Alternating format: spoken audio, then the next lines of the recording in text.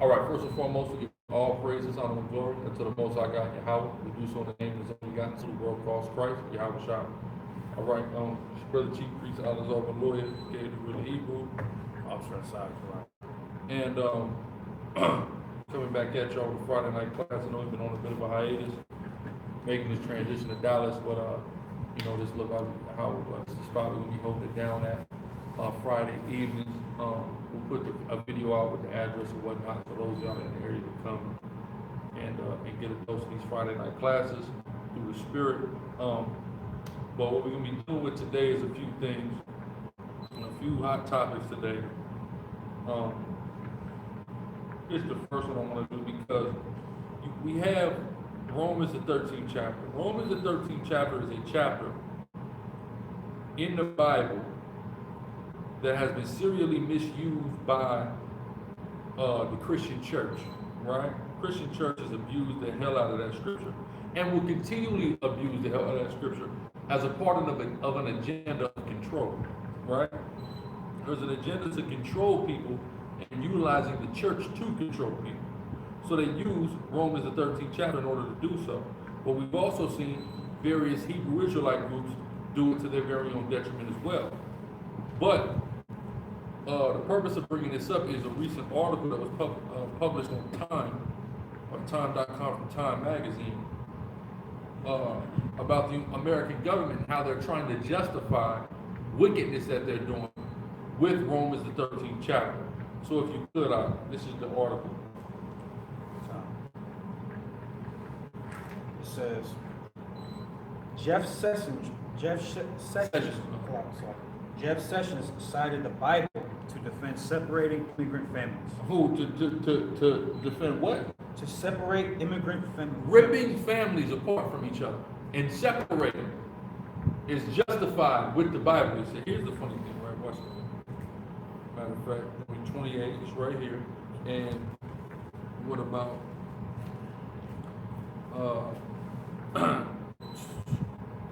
32? Thy sons and thy daughters shall be given unto another people, and thine eyes shall look and fail with longing for them all the day long, and there shall be no might in thy hand. So they're literally ripping babies from their parents, and they taking the babies one place, and they taking the parents another place.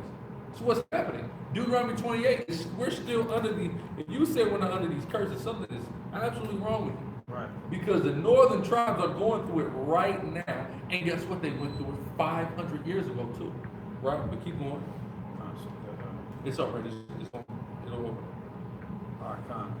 It says, in his quote, I would cite you to the Apostle Paul and his clear and wise command. Oh, he's clear and wise, clear. Ain't it? Go ahead. In Romans 13. Uh-huh. It says, Attorney General Jeff Sessions cited the Bible on Thursday in his defense of his border policy. Uh-huh. That is resulting in hundreds of immigrant children.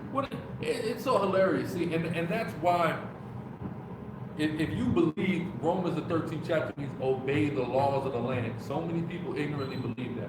If you believe that, then that means that these people are just in their rape, robbery, murder, enslavement, even the creation of these borders, the theft of this land. You're justifying them in doing this because he's using it to justify himself. You see that?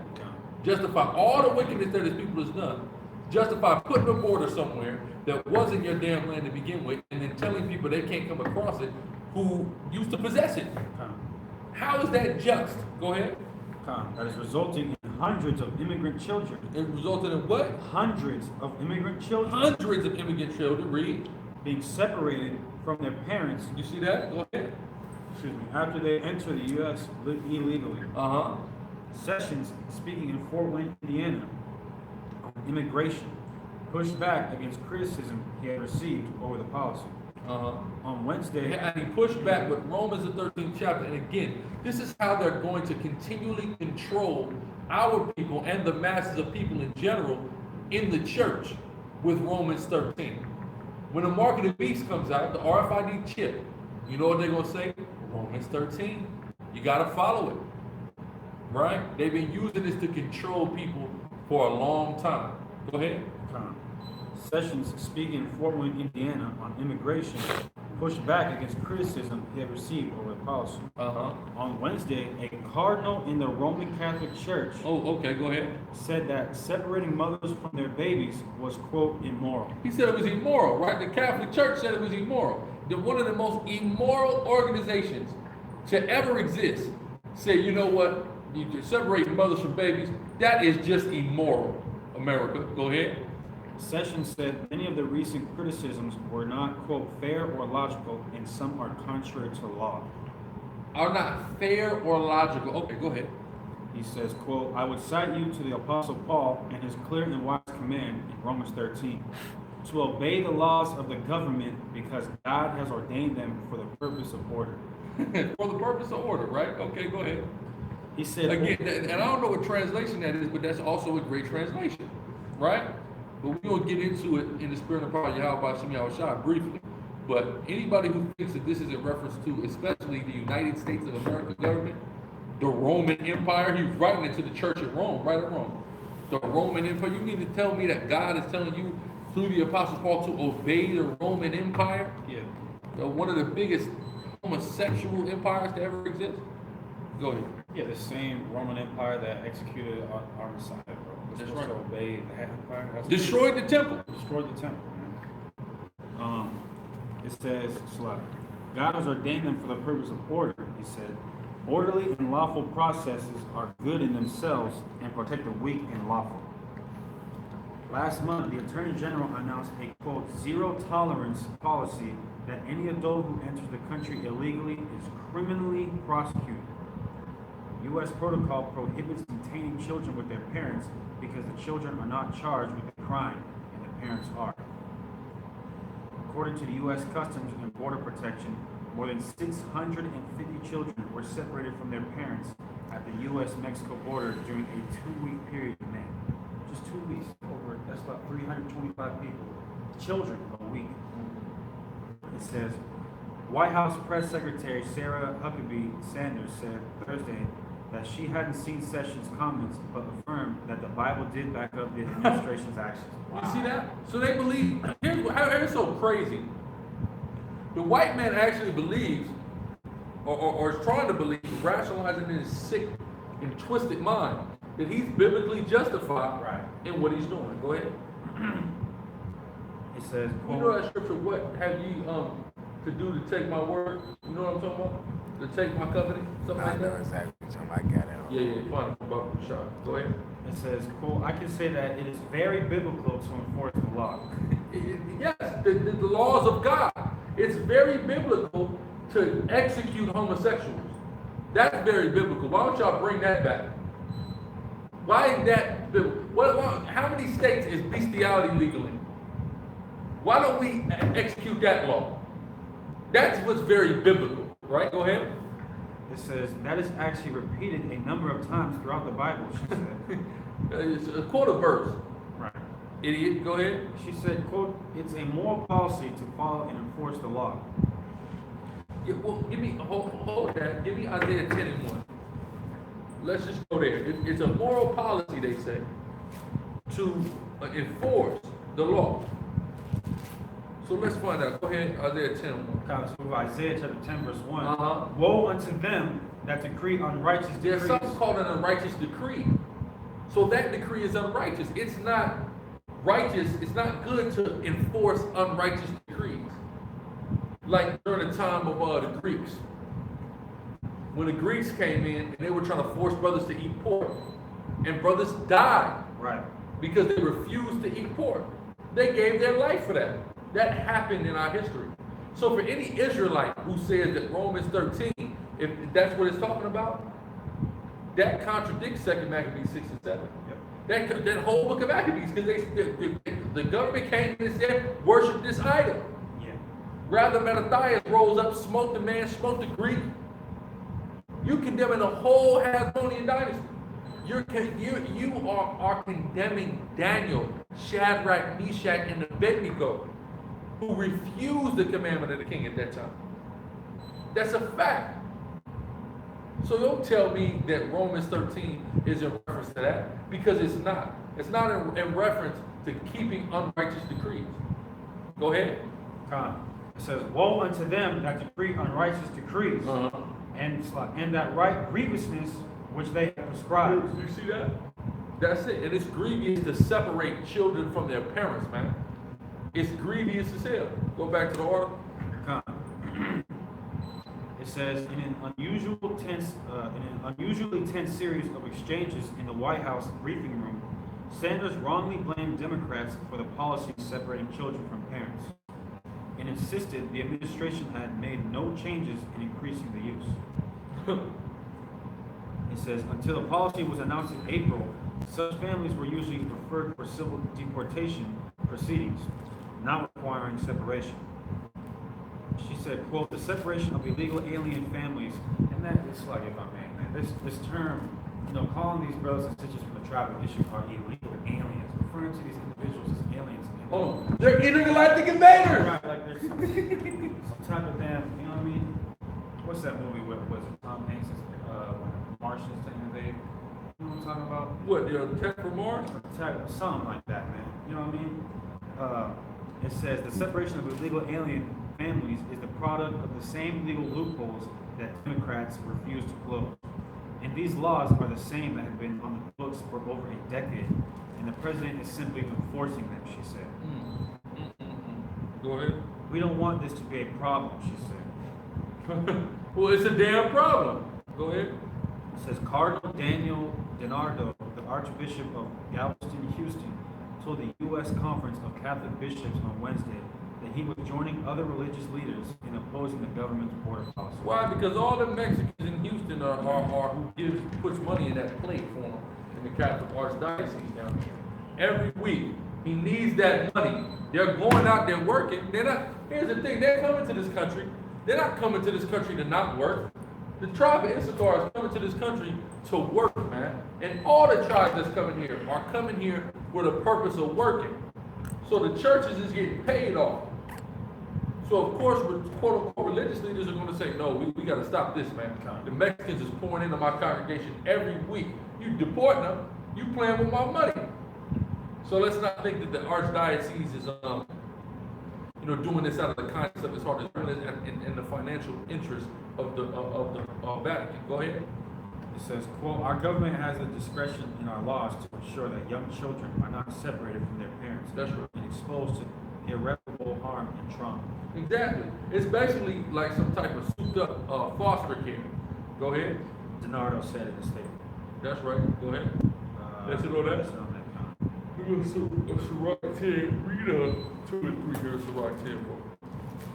And we're going to get it right into Romans 13. 10 and 3 starts there. Or 2 starts there. 2 and then 6. This is Sirach chapter 10, verse 2. As the judge of the people is himself.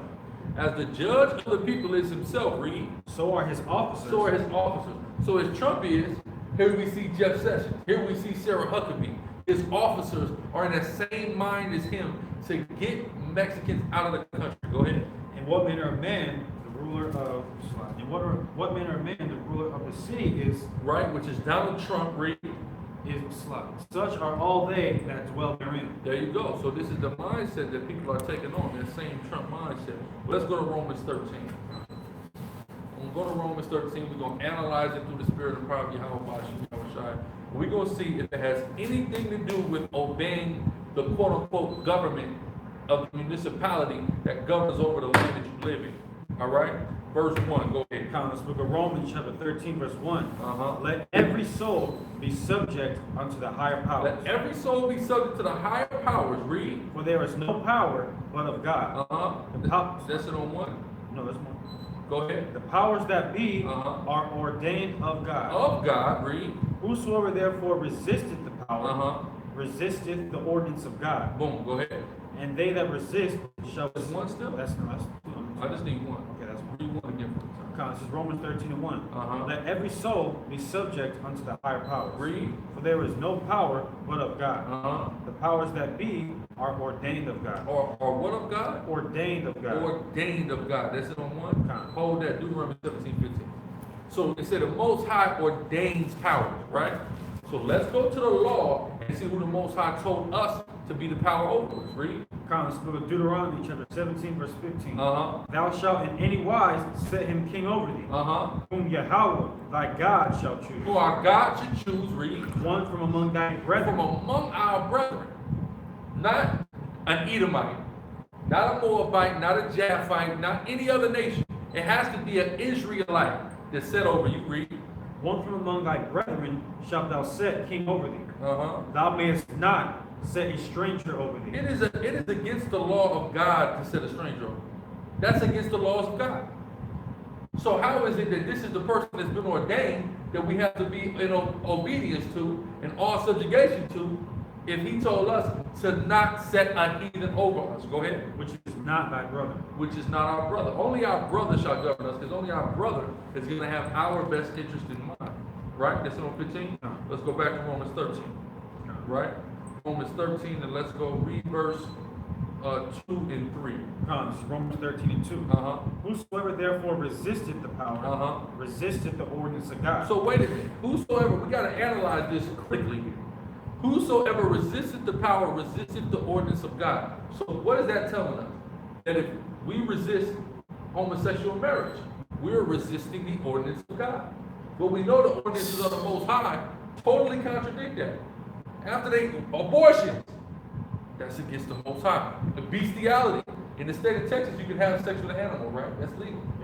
And we resist the ordinance. If we speak against that, we are resisting the ordinances of God. That's how stupid it is for you to read this and conclude that it's talking about the government of the world that's in power. It ain't got nothing to do with that. In the Roman government, this is Rome all over, so it's not no different, right? Go ahead. If I may also, so was John the Baptist, was he resisting power when he told Herod he was off for getting with committing adultery? Yeah, exactly. Good. Verse 3, it says, I'm keeping on verse 2 so I can. Uh-huh. Whosoever therefore resisted the power, Read. resisted the ordinance of God.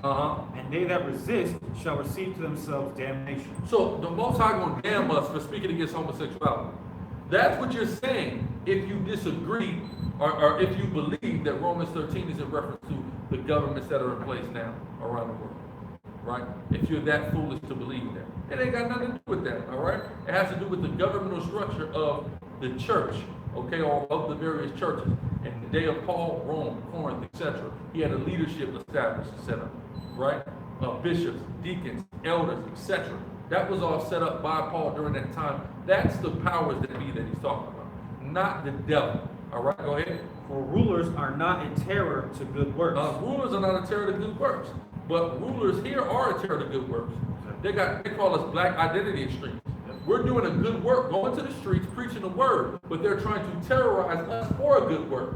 So it's impossible for this to be talking about the white man and his government. Go ahead. But to the evil.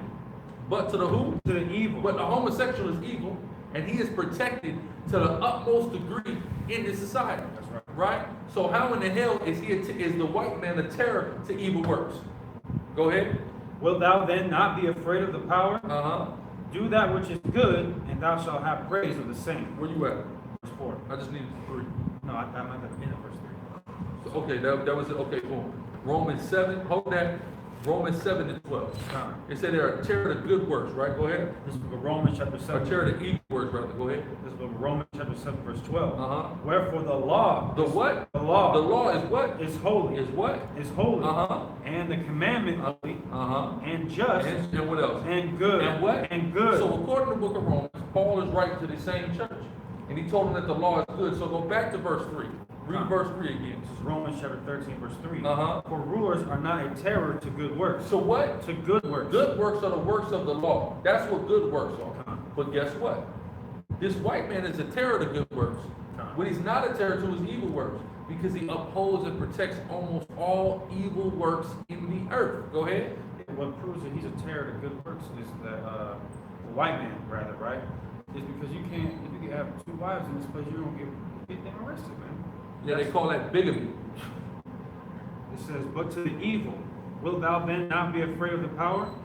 Do that which is good, and thou shalt have praise of the same. You see that? Do that which is good. I mean, keep the law, statutes, and commandments. Keeping the law, statutes, and commandments has to do with condemning certain of the things of this world. That's right. Go ahead. So like, hold that. Let's go to Daniel 7 and 25.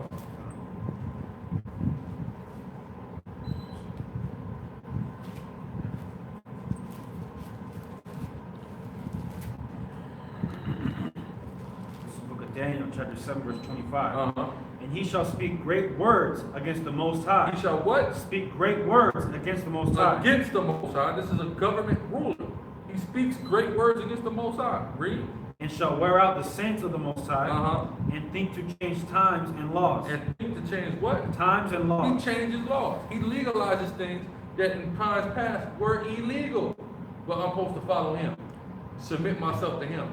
That don't make sense. Go ahead. And they shall be given into his hand until a time and times and the dividing of time. That's right. Let's go back. Let's read verse 4. Come on, this is Romans 13 and verse 4. It says, for he is the minister of God to thee for good. He is the what? The minister of God to thee for good. So you're telling me that Donald Trump is the minister of God for us to good? Yes, that's sick. That's some of the dumbest. That's retarded. It ain't got nothing to do with that, right? Finish 12. Come on, it says, 4, Salaki. for he is the minister of God to thee for good. But if thou do that which is evil, be afraid. But if you're a homosexual, there's nothing to be afraid of. If you're even a pedophile, ain't got nothing to be afraid of in this damn place, right? An adulterer, what does an adulterer got to be afraid of? Nothing. Go ahead. Here, if I may, I want to read the Greek word for minister. Come on now, you know I'm going there. Oh, you I promise you I didn't know. I know you didn't know, but you should have figured. So It says, for he beareth not the sword in vain.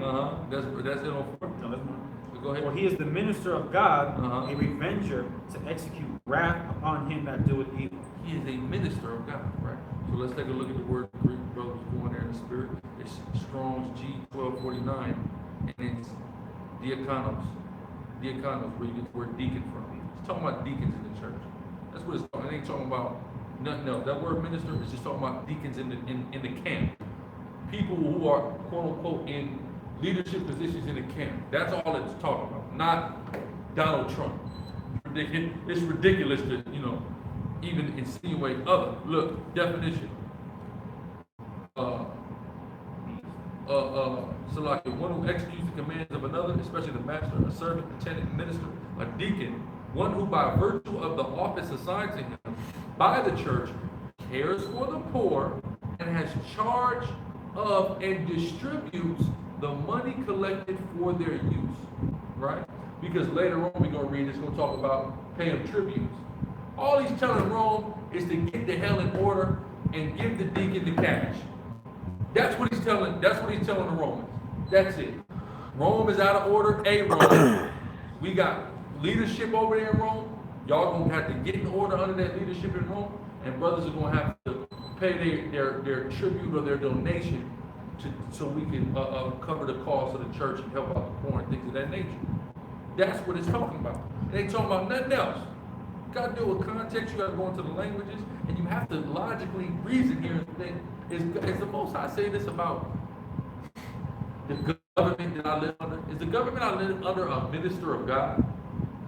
Hell no. So go back to that. Romans 13. Yeah. Start back at 5.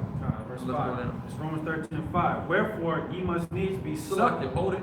Get Matthew 20 and 26. Salaki. It's a couple of precepts. Matthew 20 and 26 on that note. Matthew chapter 20 and verse 26. Uh-huh. But it shall not be so among you. But whosoever will be great among you, let him be your minister. Let it be what? Your minister. Same word. Let it be your minister. The great is the minister. Right? That's talking about leadership. Go ahead. And whosoever will be chief among you, let him be your servant. That's right. That's it on that. Let's go to Romans 15 and 8. Romans chapter 15 verse 8. Uh-huh. Now I say that Yahushua HaMashiach was a minister of the circumcision. Was a what? A minister of the circumcision. Same thing. Is that a president? No. Go ahead. For the truth of God, Uh-huh. to confirm the promises made unto the fathers. Right. Let's go to 2 Corinthians 6 and 4.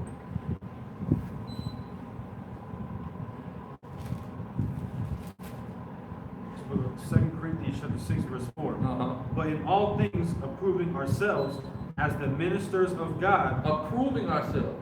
Right? This is Corinthians. He's telling the church of Corinth. In all things, myself and my fellow apostles who are set over you have made ourselves prove. We have proven to you that we are the ministers of God. Not the czar or not Sicarii, was the Caesar at the time. Right. Not him. He didn't prove to these brothers that he was a minister of God. The apostles start with Paul did. Go ahead. In much patience, in afflictions, in necessities. Where you at? Verse 4. Okay, go ahead. And in distress. So he said, I done went through all this and we still prove time and time again ourselves to you that we are the ministers of God. That's something that the government is not doing. Right? Let's sit on that. Yeah, there's that's not. Philippians 1:1.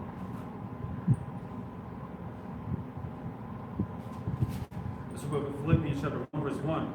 Paul and Timotheus, the servants of Yahushua, Same word. The servants of Yahushua, go ahead. to all the saints in Hamashiach Yahushua, which are at Philippi, with the bishops and deacons. You see that? It's just dealing with leadership structure over the church. That's all it's talking about.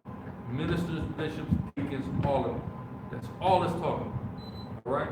Let's go 1 Timothy 3:8.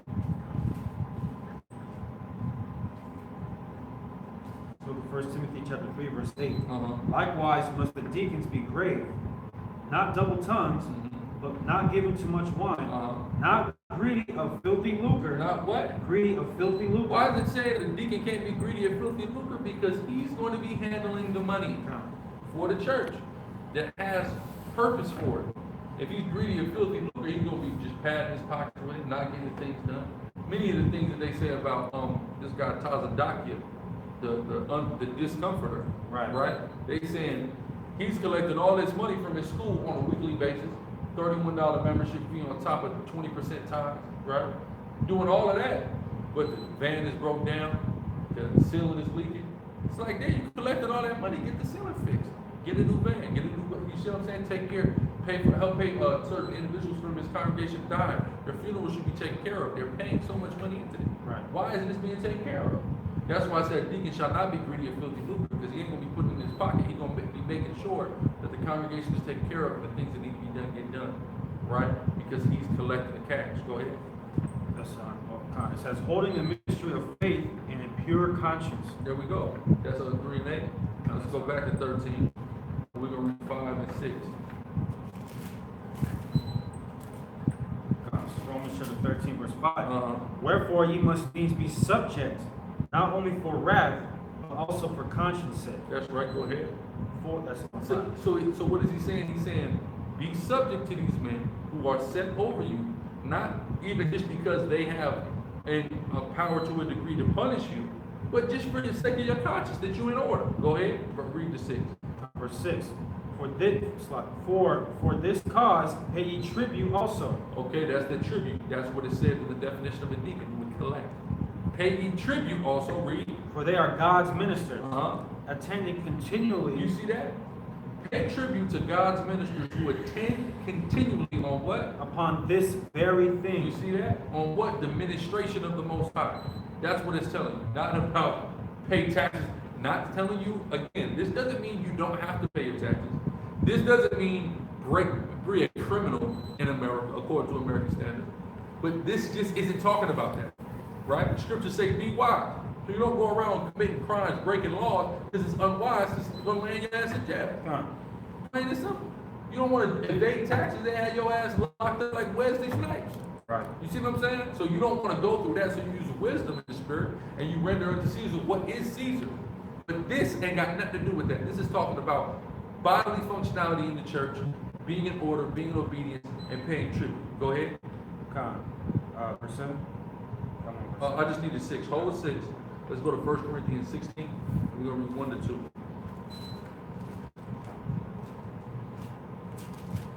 Let's go to 1 Corinthians chapter 16 and verse 1. Now concerning the collection for the saints. Concerning what? The collection the for collection. the saints. He's telling the same thing to Corinth that he said in Rome. Concerning the collection, read.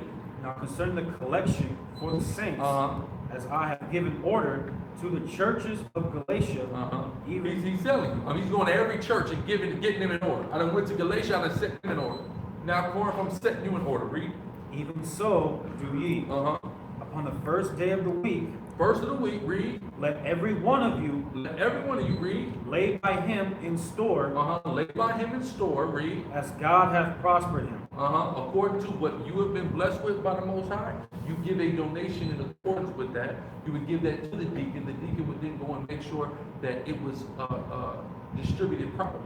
If somebody needed something, they would get helped out. If they needed, can't have bills X, Y, and Z, they would do it just like that. We just got into this building. Niggas think this building is free? No.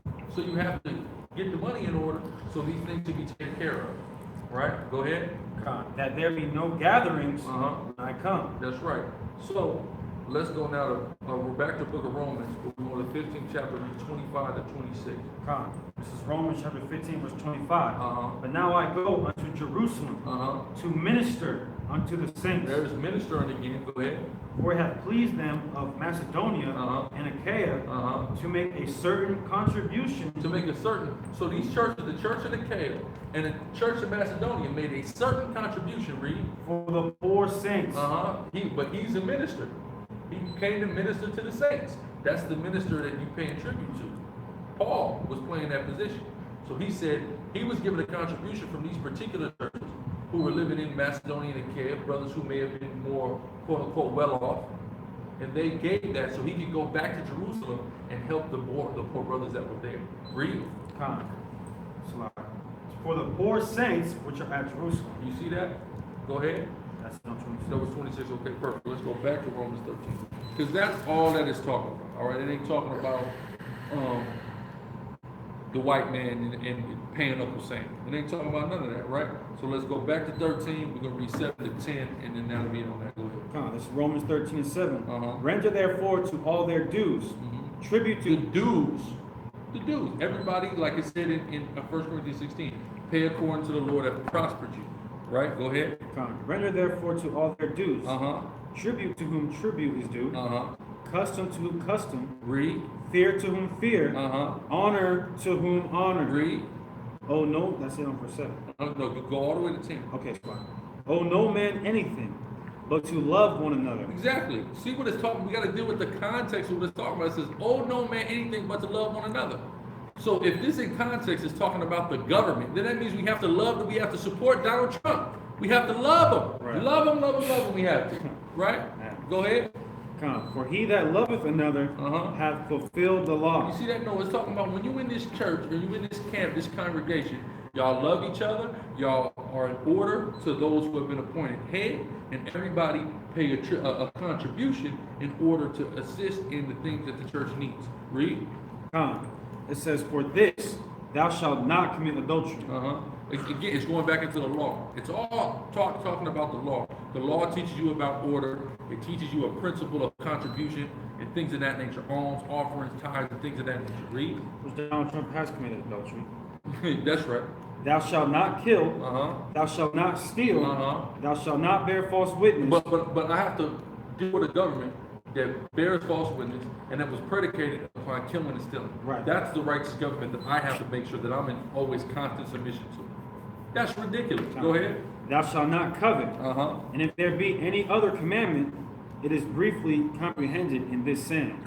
Namely, thou shalt love thy neighbor as thyself. Simple and plain, man. Simple and plain. I don't understand why.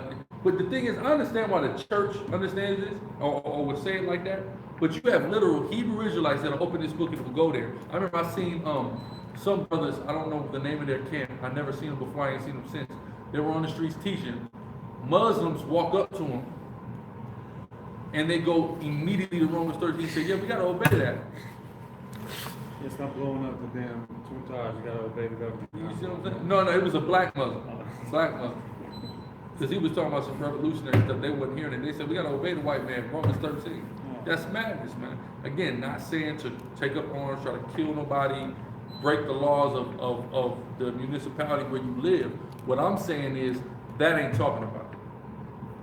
Just using wisdom, being wise as a serpent, harmless as a dove, applying that principle to your life is going to keep you from doing all of that. Anyway, right? So that was 10? No, that's more. Okay, go ahead, Salah.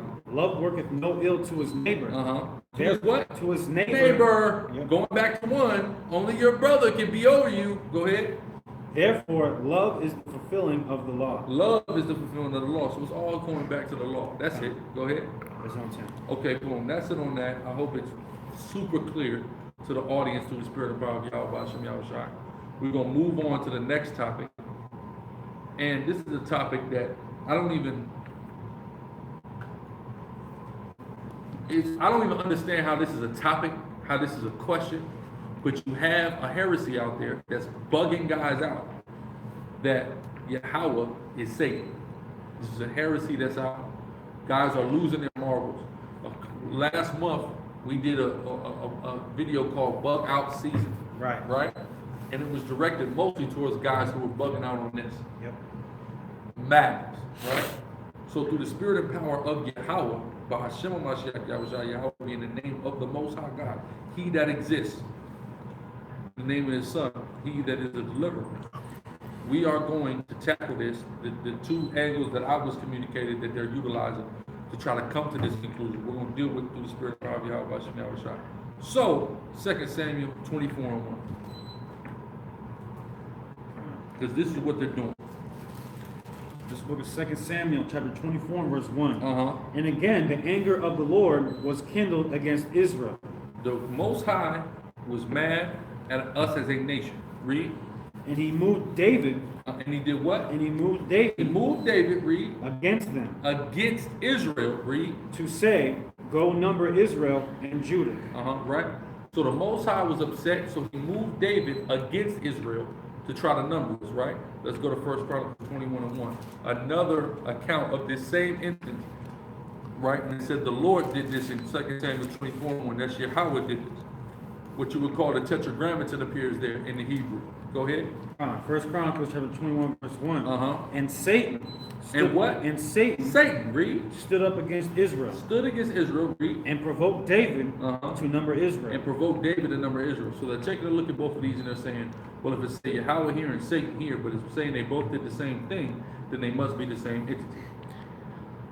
There's a total lack of fundamental understanding of who and what the Most High is and what the Bible teaches us about Him and how a supreme being operates. Fundamental misunderstanding of that if you came to that conclusion based off of those two scriptures. First place, Isaiah 45:7. Let's go there just to start this off. Because it's real irrational and it's really laughable that brothers is coming to these conclusions. Right? So go ahead. This book of Isaiah chapter 45, verse 7. I form the light. The Most High, Yahweh, formed the light. Go ahead. And create darkness. And creates darkness. Read. I make peace. He makes peace. Read. And create evil. He created evil. So, peace and good comes from Him. Light, evil, and darkness comes from Him as well. Why? Because He is the supreme being. That's what it means to be supreme. If you don't have both, you're not supreme, because all things are not coming and emanating from you. So He does all those things, right? So ultimately He did it, but He does it through a mechanism, and we'll delve a little deeper. We'll finish that. It says, I, Yahweh, do all these things. Do what? All these things. Do all these things. The Most High does everything, right? So let's go to 1 Corinthians 14:4.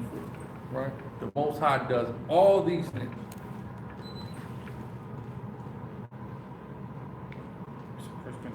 14:40. Count. This book of 1 Corinthians chapter 14 and verse 40. Let all things be done decently and in order. In order, all things, right? So He does all things, but all things are done decently and in order, right? Let's go to Psalms 10:16.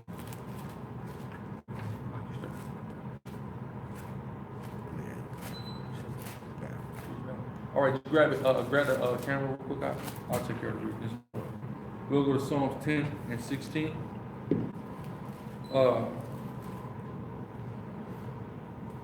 Psalms 10:16. Yahweh is king forever and ever. the heathen are perished out of his land. So it says Yahweh is king. So all things shall be done decently in order, and Yahweh is the king. So he's the top of that order. All orders come down from him, right? That's what has to be understood. Moving on, we're going to go to Genesis 12. Genesis 12 and 20 to understand how a king operates, right? It's Genesis 12 and verse 20. And Pharaoh commanded his men. Is Pharaoh not a king? It says, and Pharaoh commanded his men concerning him, and they sent him away, and his wife, and all that he had. So what does a king do? Does a king do anything? No. A king gives commands. So technically, it is his doing because he commanded it, but he doesn't physically act it out. The same way the Most High is the creator of all things. But who actually went and did the dirty work, so to speak, of creating? Yahweh Shai and the angels. That's who did the dirty work of creating. Right? Yahweh sat on his throne and gave command and gave order. That's what it means to be the great architect, to be the supreme intellect. To give commands and orders and people follow them and carry them out. To do things exactly how you instructed them. That's what a king does. So when you say Yahweh was mad at Israel, so because of Yahweh's anger, he moved David against Israel to number Israel, which would cause wrath to come upon Israel. He was mad at Israel, so he sent Satan against Israel to cause Israel to do something worthy of a judgment and punishment and punish them. This is how he operates. He is a king. He lets out commands. People execute his commands. His angels, right, on the right and the left-hand side. They all execute his commands of will and do exactly what he tells them. All right? Why? Because he is the king. Let's go to the book of Ezra. Because we got to understand how foolish it is that brothers are saying the things that they're saying. Right? So we're going to go here to Ezra 1. And I'll start at verse 1, right? Now in the first year of Cyrus, king of Persia, that the word of Yahweh by the mouth of Jeremiah, which is for Yahweh, might be fulfilled. Yahweh stirred up the spirit of Cyrus, king of Persia, that he made a proclamation. See that? Yahweh stirred up somebody. He stirred up his spirit, right? Cyrus, king of Persia, that he might make that he made a proclamation throughout all his kingdom and put it also in writing, saying, thus saith Cyrus, king of Persia, Yahweh, God of heaven, have given me all the kingdoms of the earth, and he have charged me to build him an house at Jerusalem, which is in Judah. Right? Who is there among you of all his people? His God be with him, and let him go up to Jerusalem, which is in Judah, and build the house of Yahweh, power of Israel. He is the God which is in Jerusalem. So we see Cyrus makes a decree, right? He makes a decree that everybody going to build this house, and all the Israelites need to go back to Israel to build this house. And he said that he did this that the word at the mouth of Jeremiah the prophet might be fulfilled. So let's take a look at the word of the mouth of Jeremiah real quick, and what exactly was said.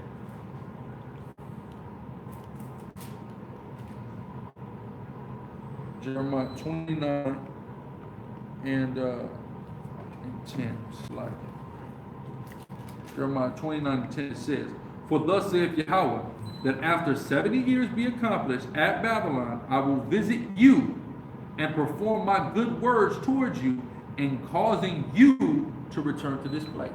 So it says that Yahweh should cause us to return to our land.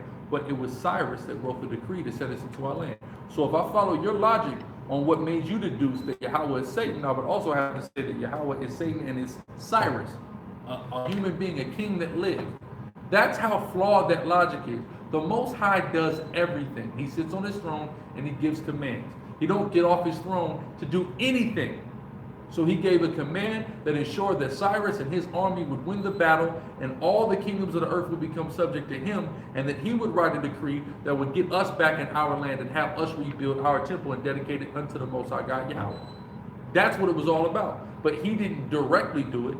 He had a chain of command or a mechanism in place through order to do it, because that's how a king operates, man. Come. If Donald Trump signs legislation into power, right? The people who are gonna like let's say he assigns the police can't have guns no more, right?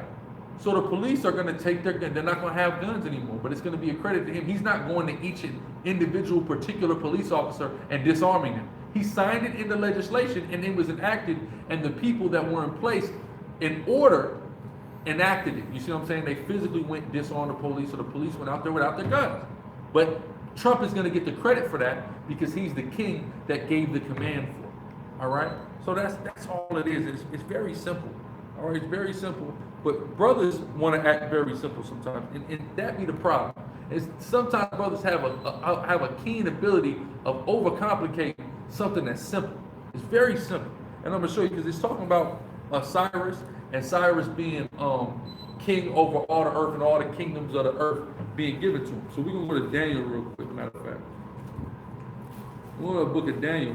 Because how that even happened with Cyrus was an example of how the Most High gives orders and executes things.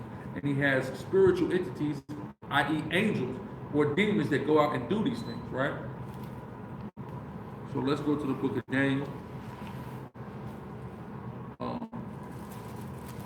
Daniel 10.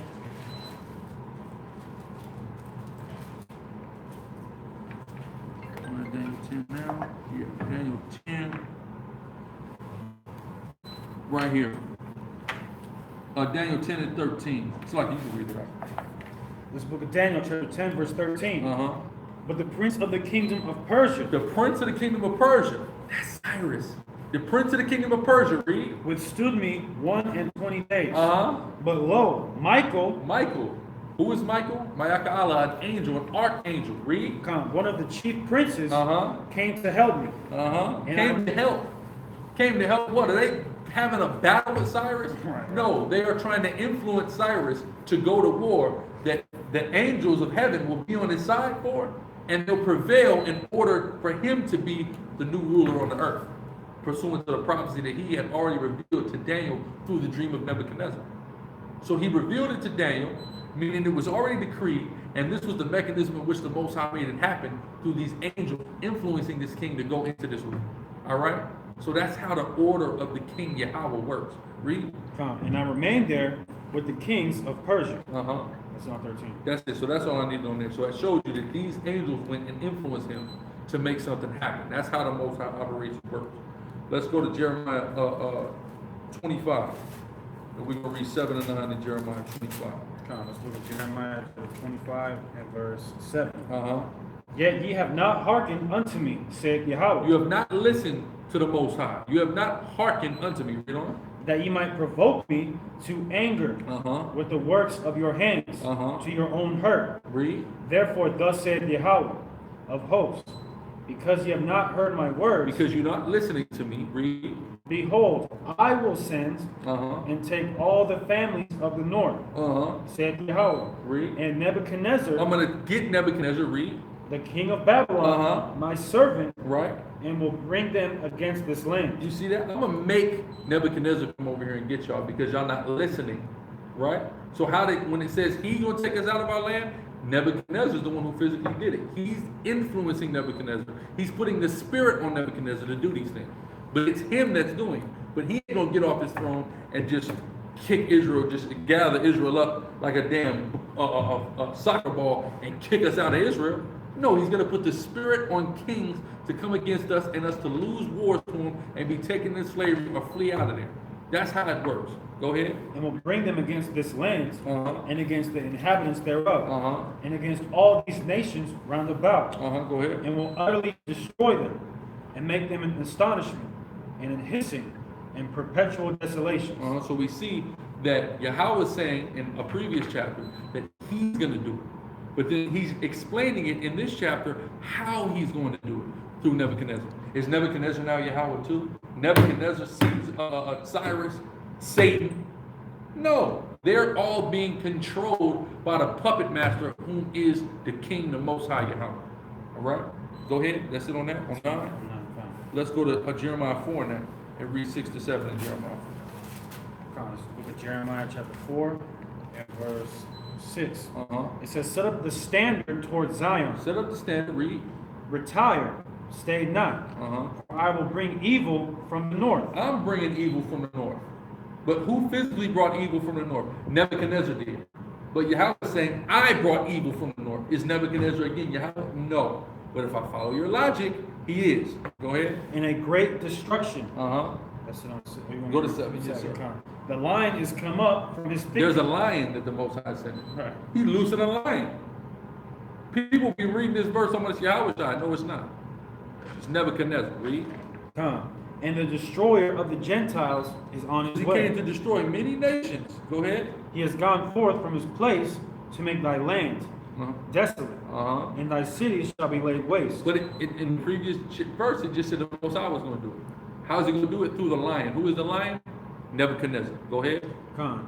Without an inhabitant. You see that? Verse 7, right? So now let's go back to Samuel 24:1. With all this in mind through the spirit of power, Yahweh Shem. Let's now reanalyze these verses that you got Israelites bugging out on. But it's just showing the Most High is Satan, he's just doing everything right now. He just wants to just this whole thing we're doing to stop. All the Israelites waking up, people all over the world, gospel being preached. He just wants it to stop because his time for playing is getting ready to be over. So go ahead. This is 2 Samuel chapter 24, verse 1. And again, the anger of Yahweh was kindled against Israel. So the Most High is mad at Israel, right? So it's just like, let's say if you mad at, upset with your child, right?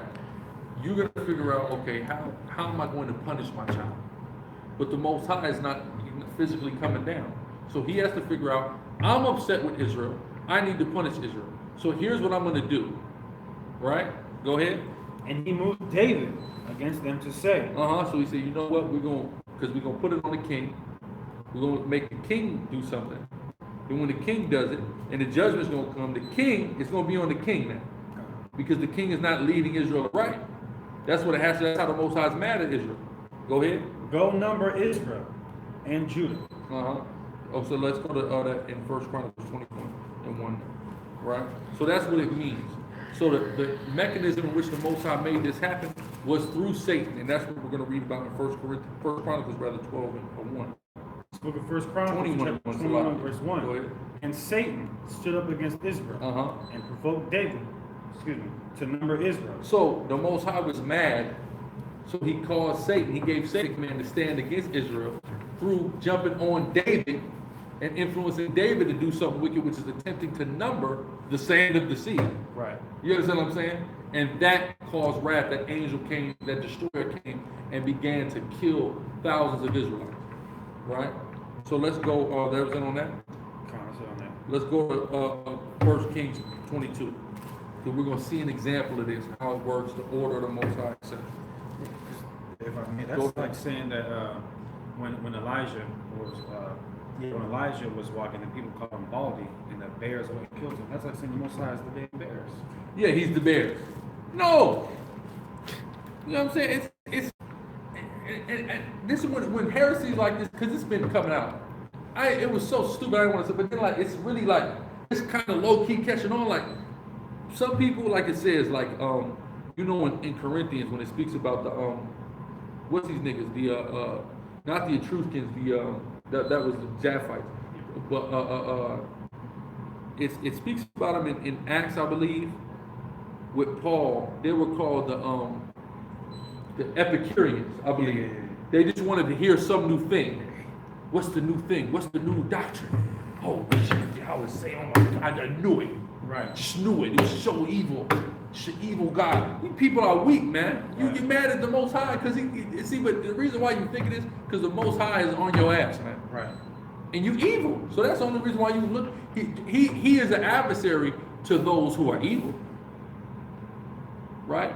He will come adverse to you if you're evil, but he's not an adversary to the good, those doing his will, those who are walking in accordance to his commandments, in his spirit, accepting of his son. He ain't evil to you if you that. But if you are evil and sinful and wicked, he evil to you. So if you gonna say, is Yahweh Satan, your ass must be Satan.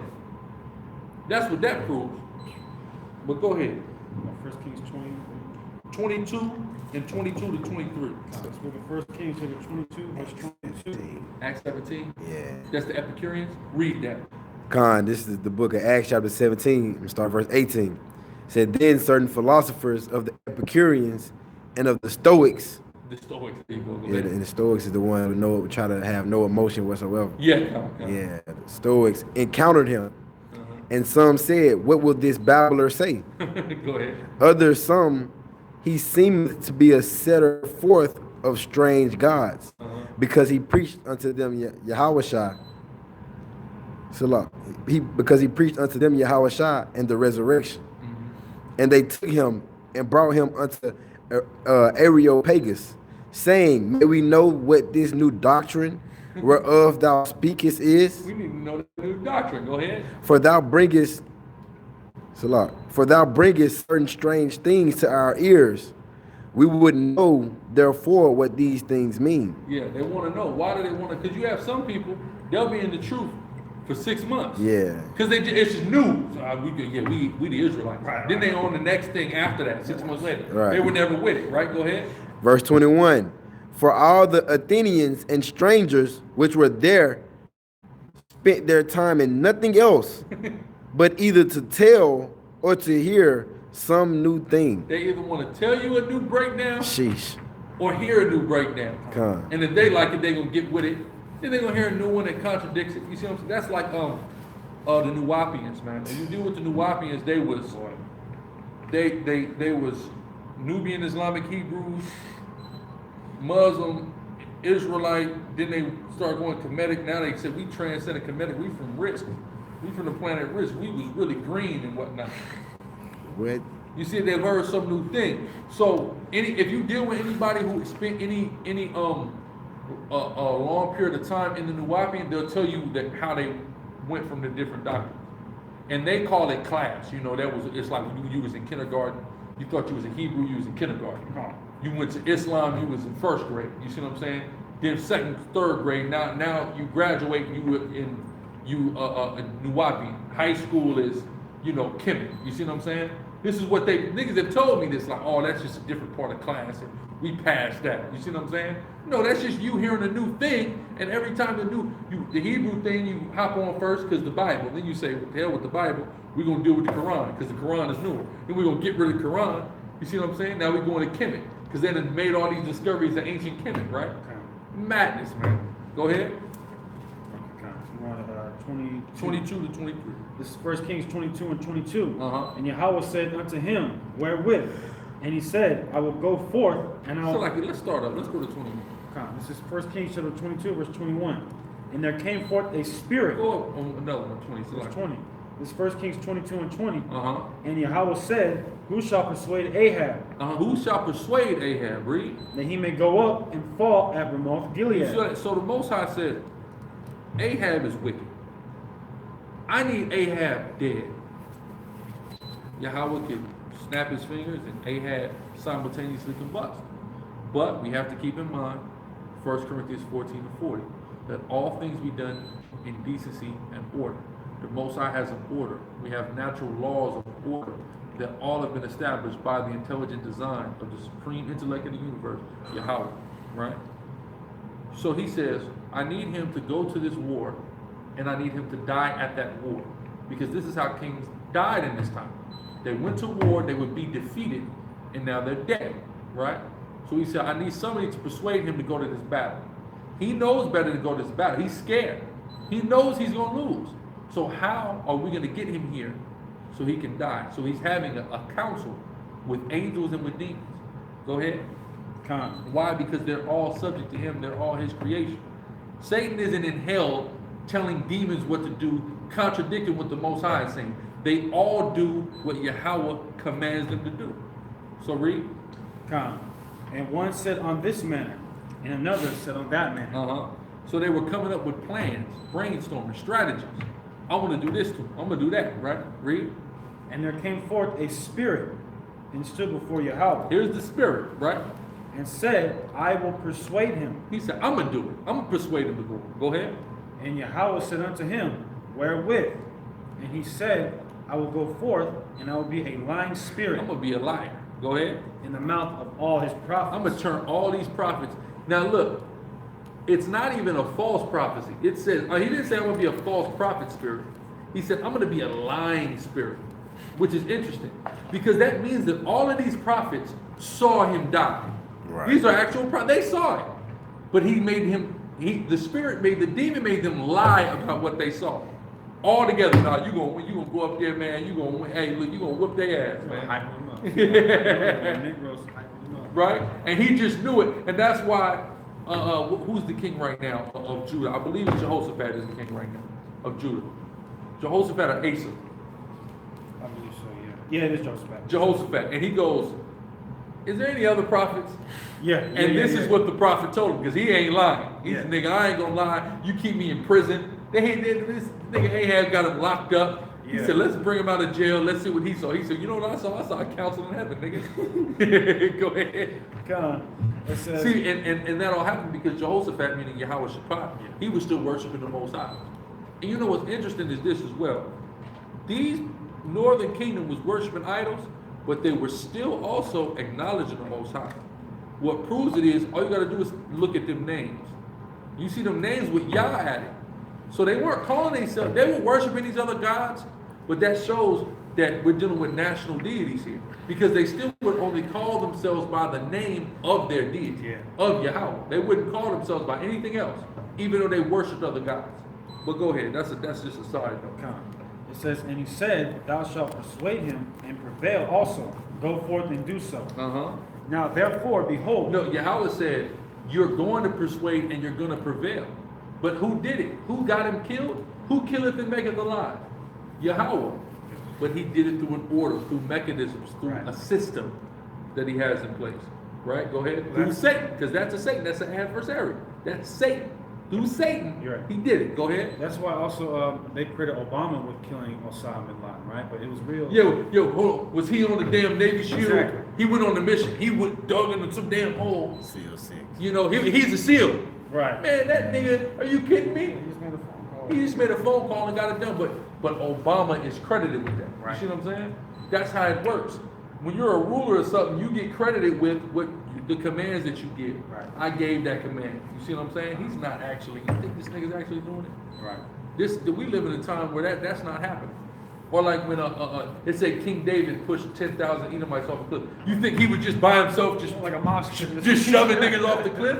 No, he had the army going. We all pushed them niggas off the cliff. That's right. But that's an act of David. David gave the order. The soldiers of David went and enacted the same way the angels. See, this angel, when you read the story that is in question, which is 1 Samuel 24 and 1 Chronicles 21, and you're dealing with how the Most High sent that destroying angel, and David saw it. David saw that angel. That angel was just getting into killing the hell out of Jacob. He was getting into it. He was like Wooski, like the Wooski angel. Right? He was just killing the hell out of Jacob. But here's the thing. Why? Because he got that order from his king, Yahweh. And these angels, they so into pleasing the Most High, they gonna work overtime. And them demons too. Them demons want to come and work overtime. And the angels, they just waiting to get the call. They trigger finger just hit. They just want to go and kill. Who do I gotta kill? What do you want me to do? You see what I'm saying? Go ahead. Come. Now therefore, behold, the Lord hath put a lying spirit in the mouth of all these. But wait, Yahweh did it. Wait, this demon said, I'm gonna go be a lying spirit. Right. Then he said, Yahweh did it, right? But did he physically come down and say, all of y'all lie? Right. No. He put a spirit on them niggas to be liars, man. That's it. Go ahead. In the mouth of all these thy prophets, Uh-huh. and Yahweh hath spoken evil concerning thee. That you will die at Ramoth Gilead. That's the evil that he spoke. Go ahead, where we at? That's verse 24. That's it. All right, let's go to Salakia. Romans 1 and 23 to 26.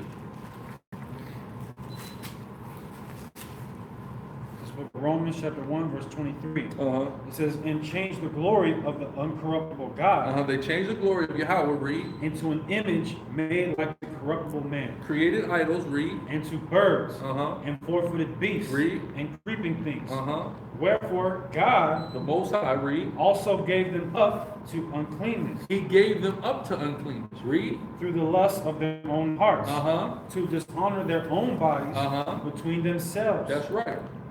Keep going. Keep going to 26. Who changed the truth of the Most High into a lie, and worshipped and served the creature more than the Creator, Read. who is blessed forever. Amen. Read. For this cause, the Most High gave them up unto vile For affections. this reason, the Most High gave them up to something.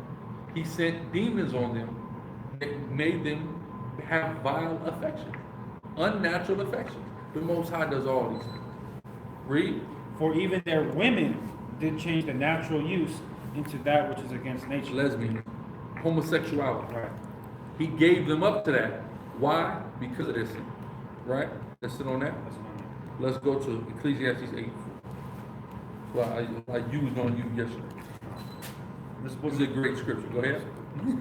It's Ecclesiastes chapter 8, verse 4. Where the word of a king is, Where the word of the king is, read. there is power. There is power. Read. And who may say, And whom may say, read. unto him, Uh-huh. what doest thou? What doest thou? Yahweh is king. You don't ask him what he's doing. He gives orders, you do it. So it was funny because this brother, he was asking me basically what I was doing, and I went to the scripture. I said, "You don't ask. I'm a king, right? We kings, right? I'm a king. Don't ask me what I'm doing, right? But that's Yahweh. They don't. People don't question. Hey, Yahweh, you sure you want to send that lion? You sure you want Ahab to die at Ramoth Gilead? No, they just do it, man. They just do it. It's that simple because it's order and it's structure, and that's how things work. He's the creator of all these things, so they subject to him.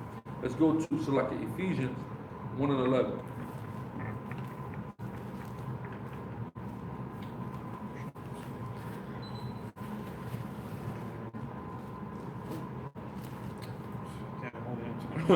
Yeah. Ephesians chapter 1, verse 11. In whom also we have obtained an inheritance, being predestinated according to the purpose of him who worketh all things after the counsel of his own will. Of the counsel of his own will. So all things happen at the will of the Most High. So if he wants Satan to go and tempt somebody in order for a judgment to come upon them, then he'll do it. It's on him. That's what he wants to do. Period. Right? So no, he's not Satan. He made Satan. Satan is a servant of his. The same way the angels are, the demons are, the same way we are.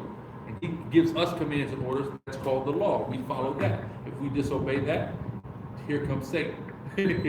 Point blank. Right?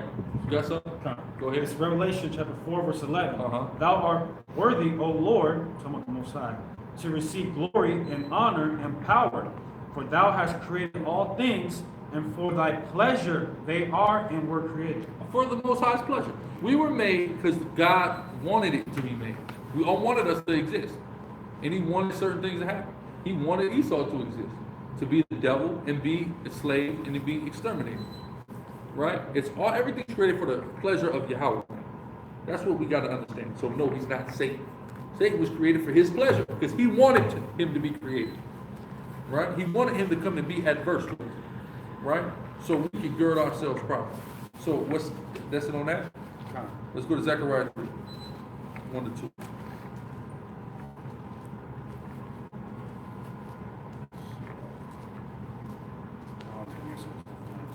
Yeah. See.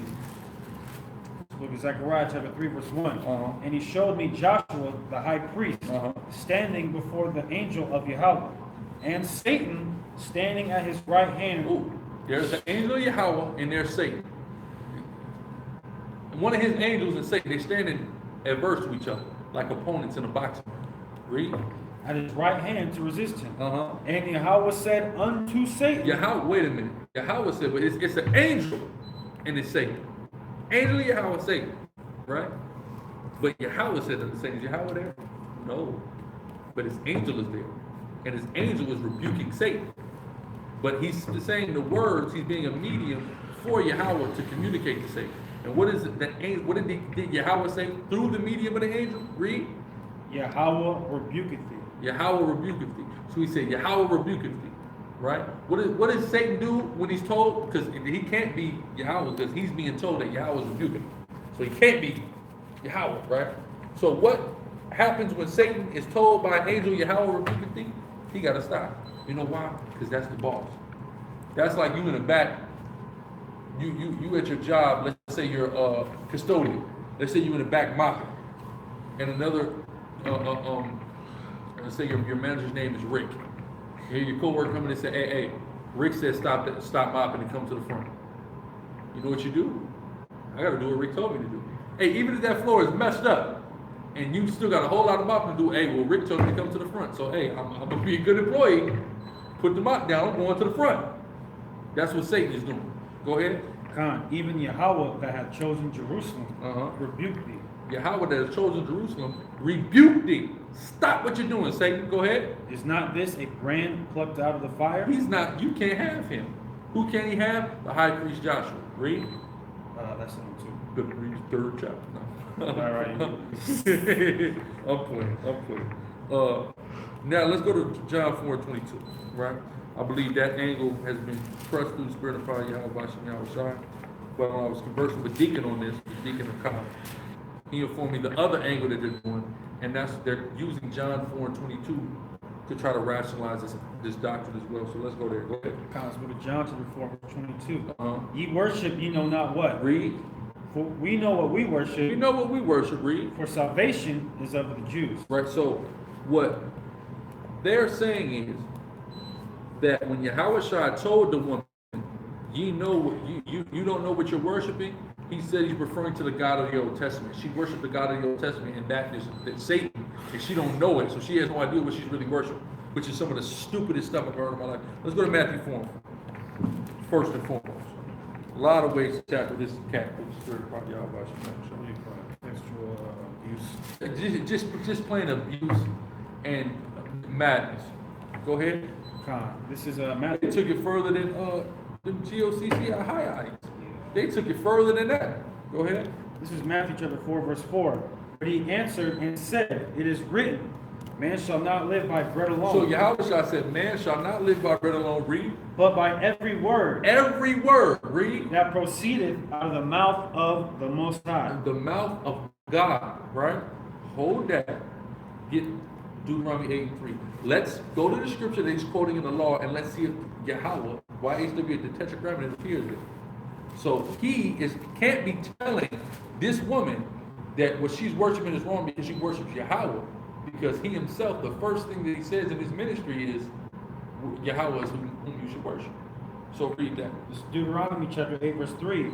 And he humbled thee, and suffered thee to hunger, and fed thee with manna, which thou knewest not, neither did thy fathers know, that he might make thee know that he might make thee know that man doth not live by bread only, but by every word that proceeded out of the mouth of Yahweh. Of Yahweh, the tetragrammaton is there.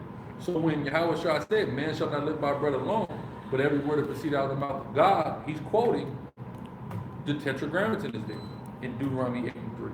So that's out. He clearly worshiped Yahweh. That's what he said. It's the first thing he says in his ministry. Worship Yahweh. So that can't be what he's referencing in John 4:22. Let's go back to Matthew 4. Let's read Matthew 4:10. Look at Matthew chapter 4, verse 10. Then said Yahushua unto him, get thee hence, Satan. Get away from me, Satan. Read. For it is written, thou shalt worship Yahweh. Thou shalt worship Yahweh. Read. Thy God. So that she can't not know what she's worshiping if it's Yahweh, because he's saying 2 times in 6 verses, worship Yahweh. Read. In him only. And him what? Only. Only, not Satan. Yahweh only. Who is he talking to? Satan. Read verse 1 of Matthew 4. This is Matthew chapter 4, verse 1. Then was Yahushua led up of the Spirit into the wilderness to be tempted of the devil. Go ahead. Keep going. I'll go back Go to 2 again. Verse 2. And when he had fasted 40 days and 40 nights, he was afterward in hunger. And they came and ministered. Okay, okay, let's go back. That was it on 10? No, you want me to go back to 10? Yeah, did you finish 10? No, I'm going to go back. I just wanted you to read that to just prove that it's Satan that's coming and tempting. Which devil in that context, you have 2 different devils in the New Testament. You have Diablo and you have Damon or demon. One is, Diablo is the so-called white man and those that are following him, right? But Damon or demon, that's literally a demon, right? That's what it's talking about. So he's being tempted by a demon, all right? And he's telling the demon that you should worship Yahweh, so how can Yahweh be a demon? Go ahead. That's it. That was it on 4 and 10? Let's select it. Go to Deuteronomy 6 and 13 to 14.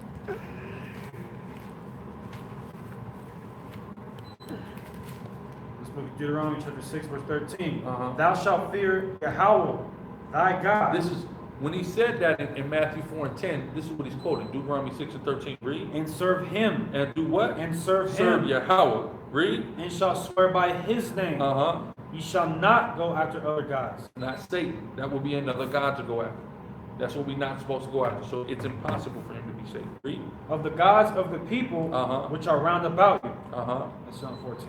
Okay, cool. Boom. Let's go to Deuteronomy 10 and 20. Because it's going to say it again. This is what he's quoting. This is the book of Deuteronomy chapter 10, verse 20. Uh-huh. Thou shalt fear Yahweh, thy God. Uh-huh. Every time it says Yahweh, it says the Tetragrammaton. Read. Him shalt thou serve, Uh-huh. and to him shalt thou cleave, That's right. and swear by his name. That's what Yahweh Shai is quoting. To worship and serve Yahweh. So it can't be saved. Let's go back to John now. John 4, and let's start at 15. Because there's so many fundamental problems. When he's telling her, you worship you know not what, and for you to say that that means that she's worshiping the God of the Old Testament, I'm going to be honest with you. You're a damn fool. Here's why. She was a Samaritan. She lived in Samaria. They didn't worship Yahweh in Samaria. All right? We're going to prove it. Go ahead, 15 to 20 in John 4. This is the book of John, chapter 4, verse 15. Uh-huh. The woman saith unto him, Sir, give me this water, Uh-huh. that I thirst not, Uh-huh. neither come hither to draw. Yahweh Shai saith unto her, Go, call thy husband, and come hither. So Yahweh Shai tells her to call her husband, right? Read. The woman answered and said, I have no husband. She said, I have no husband. Go ahead. Yahweh Shai said unto her, Uh-huh. Thou hast well said, That has well said, read. I have no husband. Uh-huh. For thou hast had 5 husbands, Uh-huh. and he whom thou now hast Which equals 6.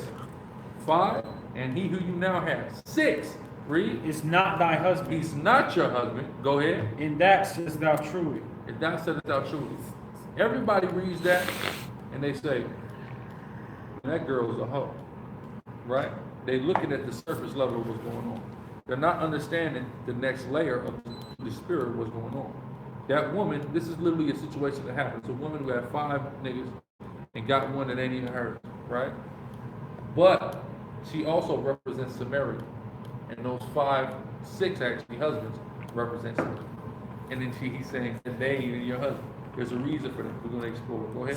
The woman saith unto him, Sir, I perceive that thou art a prophet. Gotta be a prophet. You know my whole life. Go ahead. Our fathers worship in this mountain. Our fathers worship in this mountain. Read. And ye say that in Jerusalem is the place where men ought to worship. So she said, our fathers worship in this mountain, but you say in Jerusalem is the place. In Jerusalem is where they worship Yahweh. Where her fathers worship, which is the northern kingdom, they were worshiping Yahweh. So to assert that when he says ye worship you know not what is reflecting her worship of Yahweh, no, because that's not what they were worshiping in Samaria. Right? Go ahead. That was 20? That was 20. Okay, let's go to 1 Kings 16 to 32.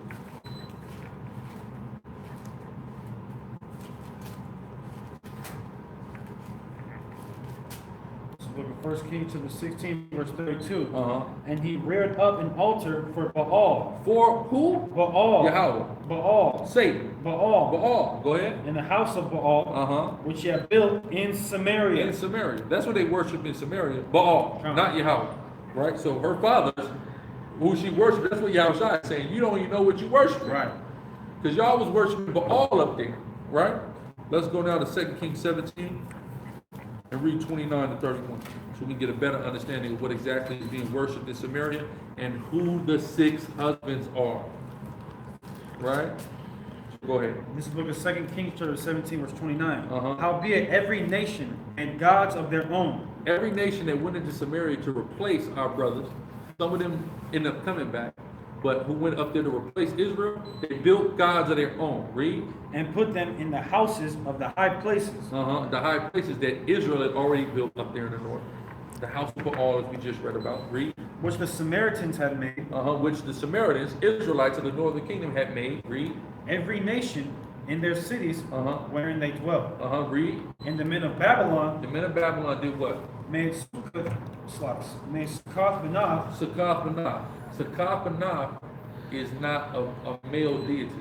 Succoth-Benoth is feminine. And Succoth-Benoth, when you actually go into it, literally means that Babylonians just came and built a strip club. That means Succoth-Benoth means booths for daughters, meaning these women would come in and be prostitutes and shake their ass around the asterisk pole. That's what the Babylonians came, they built a strip club. All right? Read. Con. And the men of Cuth made Nergal. Nergal, one husband. Read. And the men of Hamath Uh-huh. made Ashima. Two husbands. And the Avites made Nebaz Uh-huh. and Tartak. Four. Read. And the Sepharvites burnt their children in fire to Adramelech And who else? and Anamelech. See that?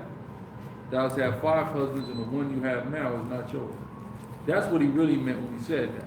Yeah, she was loose, but really it's in reference to the idols that the northern kingdom was serving when they came back in there, when the remnant of them came back in there and was following after the ways of the Hamitic people that was put up in that land.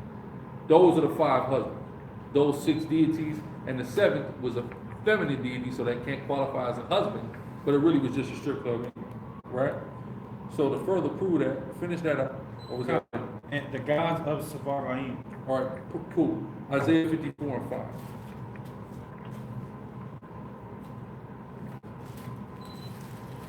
Let's look at Isaiah chapter 54, verse 5. Uh-huh. For thy maker is thine husband. Thy maker is thy husband. That's why he said you had 5 husbands, and the one you have now is not yours. Yahweh is the husband of Israel.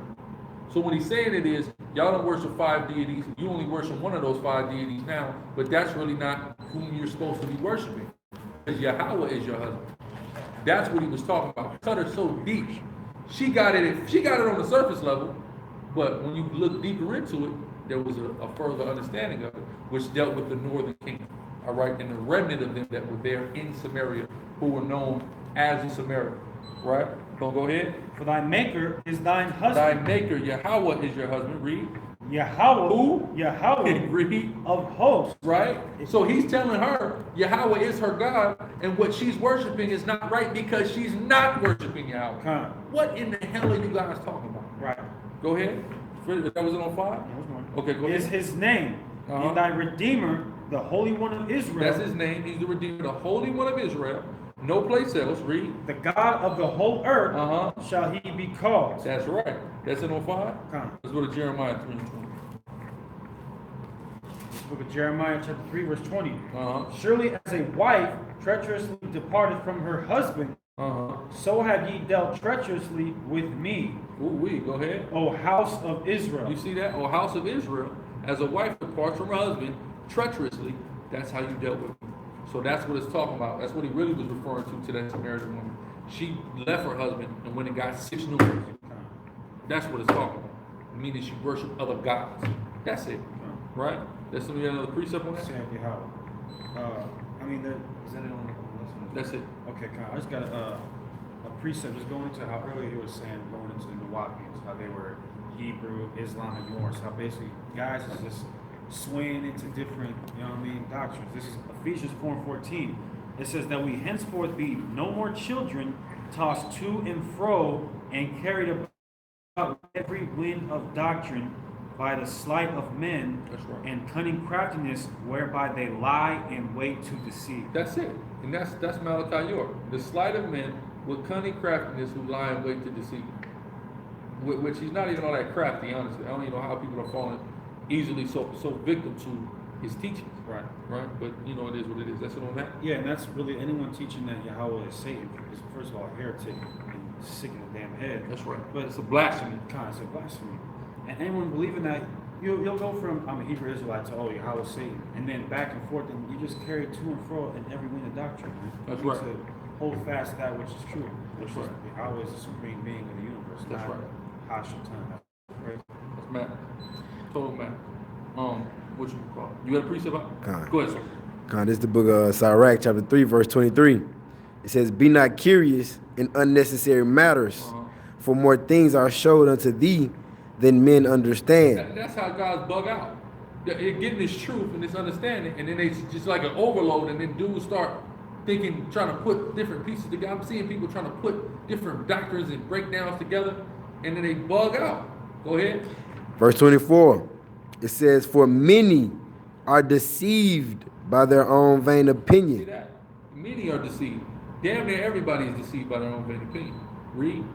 And an evil suspicion hath overthrown their judgment. Powerful precept, because an evil suspicion Yeah. on connecting them two verses is overthrowing their judgment. Now they're spiraling off into God knows what. Who knows what they're going to keep Renee gas next week? Oh boy. All kind of madness. You see what I'm saying? Go ahead. Verse 25, without eyes thou shalt want light. Ooh. They ain't got eyes to see, so they want light. They want Go light. ahead. Profess not the knowledge, therefore, that thou hast not. You see that? And that's what it is. Because for you to make a declarative statement that Yahweh is Satan, Yeah, you don't bro. have that knowledge. You don't have it. You ain't going to be able to come in this Bible and prove it.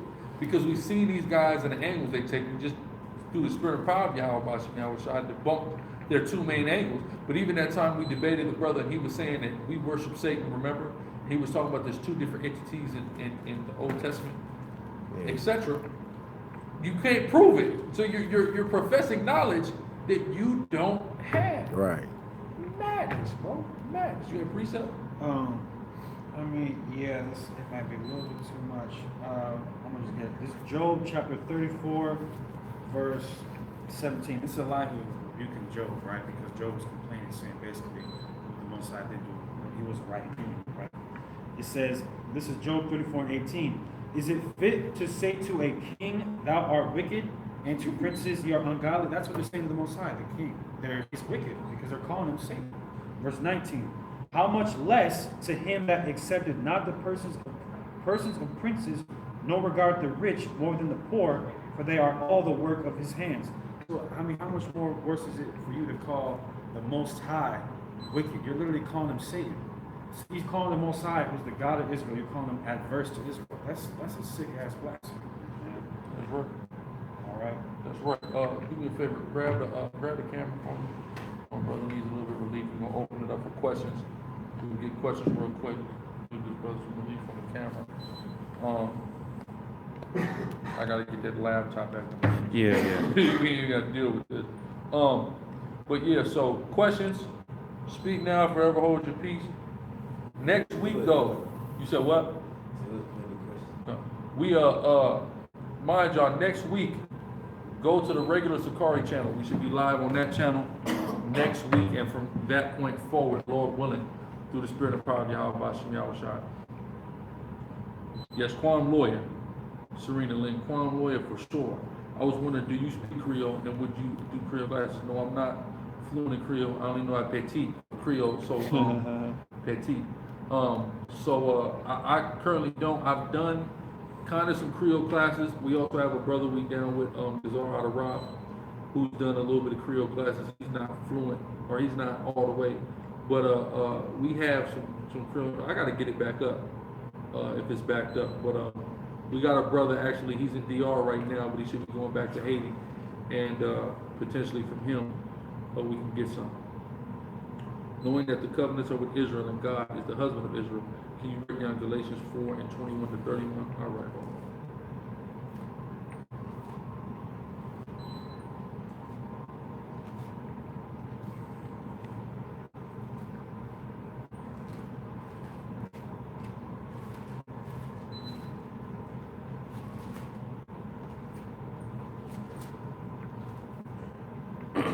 Galatians 4, and starting at 21.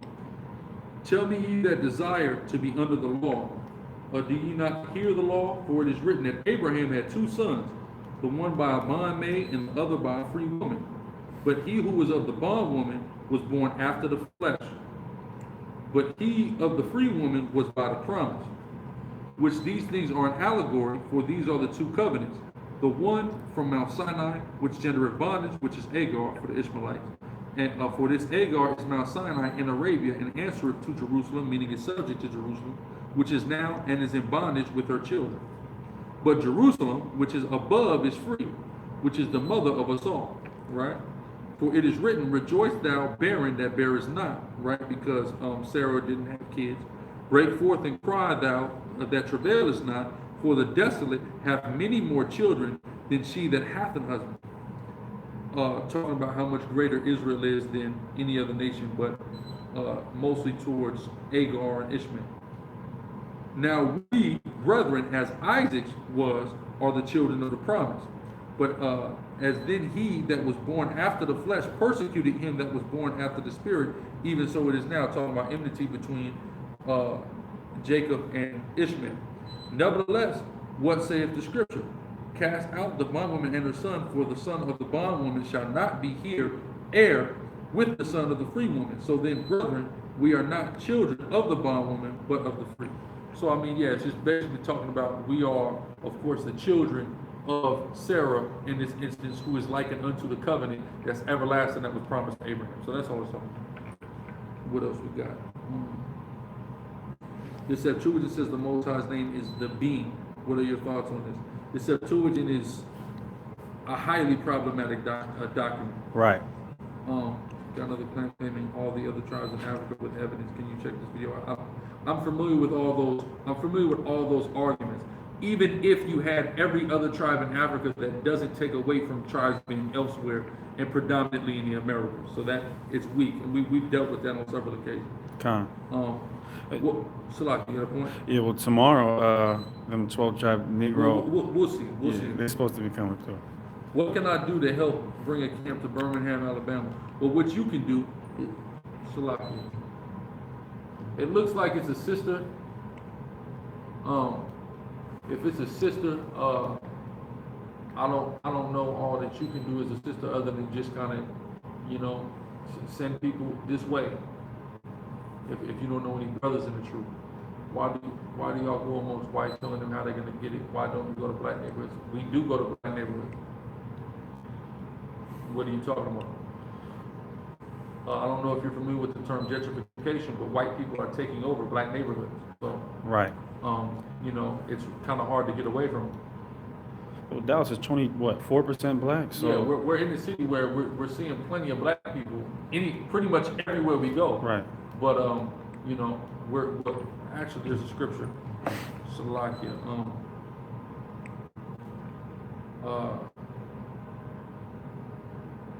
Scripture on this real quick. I want to get.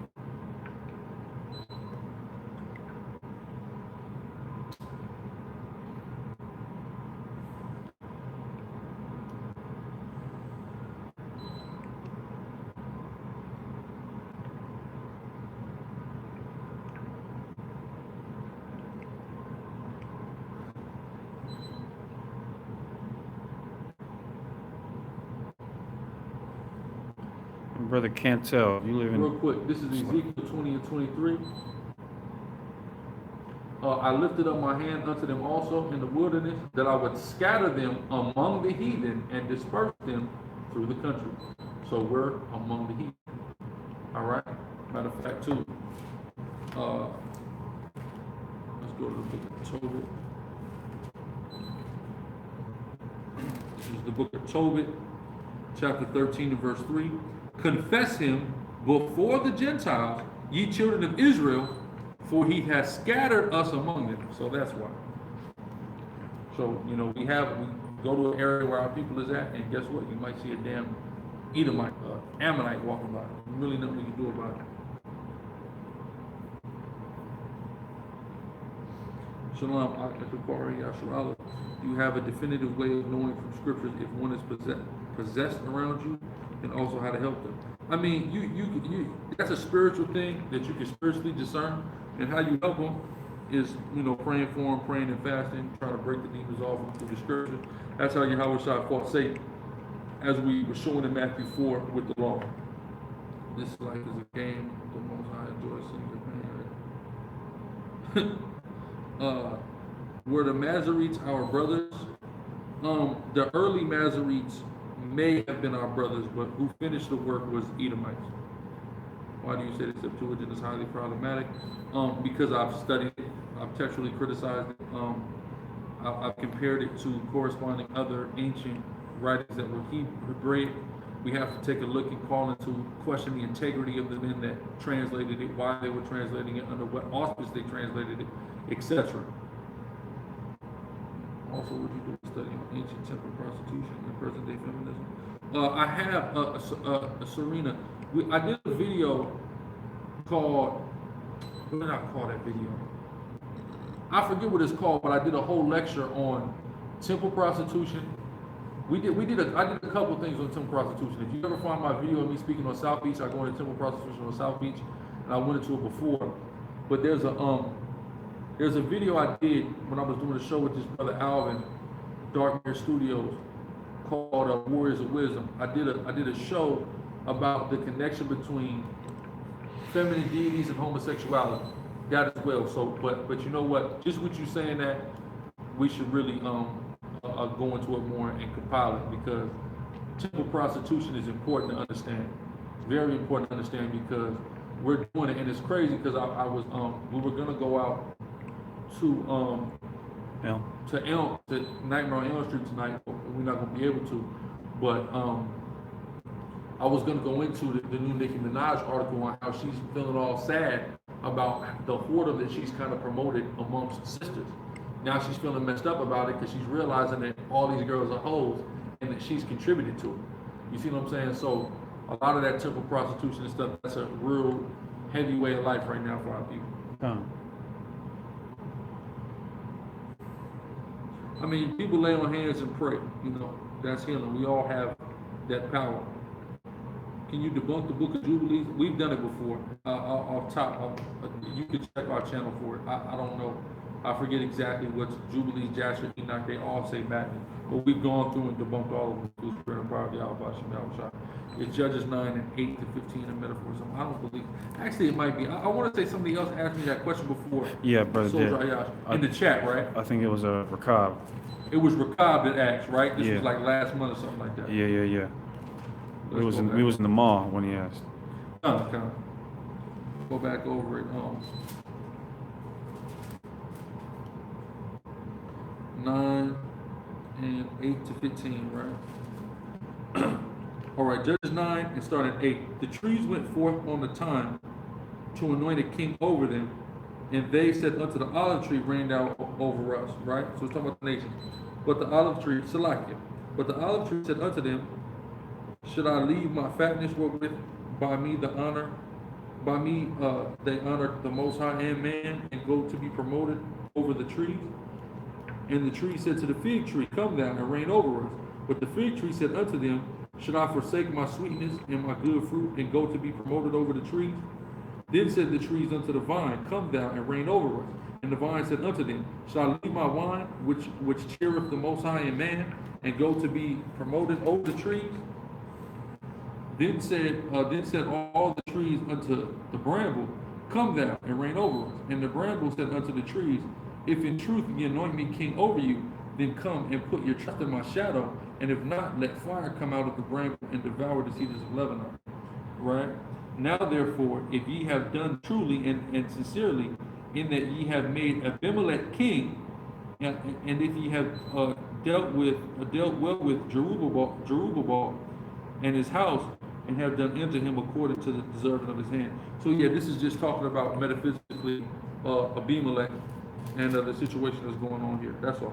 Just read it, the whole chapter, and you'll get a better understanding on what the metaphor is doing. Chantel, we're in Seattle. We're in downtown Seattle. There are certain African Israelites and quote-unquote biracial people that have Israelite fathers are Israelites. Who were the mixed multitude that came out of Egypt with the children of Israel? We don't have a definitive answer on that, but I can tell you that they didn't make it into the land with us, pursuant to Numbers the 11th chapter. What's your thoughts on the separation of families that's going on? We spoke about that earlier. That was the first thing we dealt with. So if you what you mean, Brownsville like Brooklyn? Khabib's tiramisu? I have a question, but you already answered one of mine. When Paul calls Moses in Romans 15, who is he talking about when Moses says, rejoice on nations with my people when given the law? What verse is that? Tell me the verse. Says Christ died, me by the sins of RL, those who are counted a part of 144 and 1/3 will rise out of their graves, yes, during the deliverance. That's why it says the dead in Christ shall rise first. Come on. What's your view on Gabriel's revelation tablet found in Jordan? I'm not familiar with that piece of archaeology. I'll take a look at it.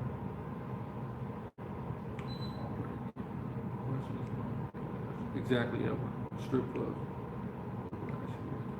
Another doctrine is that I hear that we should be praying in the name of God, not Yahweh. Yahweh Shai is a mediator. Let's show you why we have to pray in the name of Yahweh Shai. This is in the Old Testament. This is what people don't understand. A lot of people just don't understand how things work, what it means to pray in the name of somebody. Basically, Yahweh Shai is our advocate. So if we're not coming in the name of our advocate, if he's not vouching for us, the Most High is not hearing what we're talking about, because he's cast us out. So let's go on to 53. This is Isaiah 53:12. Therefore will I divide him a portion with the great, and he will divide the spoil with the strong, because he have poured out his soul unto death, and he was numbered with the transgressors, and bare the sin of many, and made intercession for the transgressors. So Yahweh Shai is making intercession for us as well. You have to pray in his name. All right, that's pursuant to the Old Testament. Of course, we believe in the Holy Spirit. One question I have, Paul, is why didn't he go to Africa where the majority of our people resided, as opposed to going to Europe? There were other apostles that went to Africa. It's just the documents that they had. You got to remember that the scriptures were compiled in Europe by black people in Europe. There was a great deal of us in Africa, millions of us in Africa, but there were also millions of us in Europe. Before we even dispersed, there were millions of us in all these places. Right? That's in the book, The Hellenistic Civilization and the Jews. Right? So Paul was sent into Europe. There were other, if you look into history, there were plenty of other prophets that were sent to Africa. But even the compilation of the scriptures actually was in Africa at the Council of Carthage. Right? But that's just the documents that were left over in the Greek tongue. But there were plenty of other apostles that existed. Brothels, for my answer my question. Anybody heard? Of course, we've heard of young Pharaoh. Romans 15:2.